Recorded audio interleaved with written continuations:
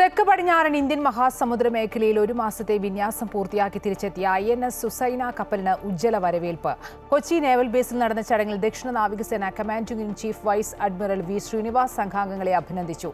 സൗഹൃദ രാജ്യങ്ങളുമായി ചേർന്ന് ഇന്ത്യ നടത്തുന്ന IOS സാഗർ മിഷന്റെ ഭാഗമായിട്ടായിരുന്നു INS സുനൈനയുടെ വിന്യാസം.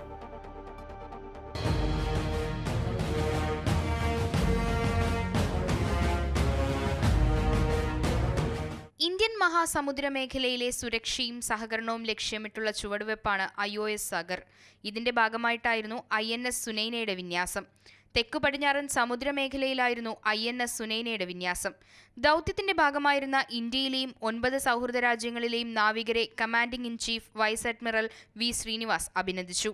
The vision of Sagar, which all of you know, stands for security and growth for all in the region, was outlined as brought out earlier by our Honorable Prime Minister as early as 2015. During its inception, the vision was aimed at fostering regional cooperation, securing sea lines of communication, and adherence to international conventions and laws of the sea. കഴിഞ്ഞ മാസം 5-ാം തീയതിയാണ് INS Sunaina പ്രയാണം ആരംഭിച്ചത്.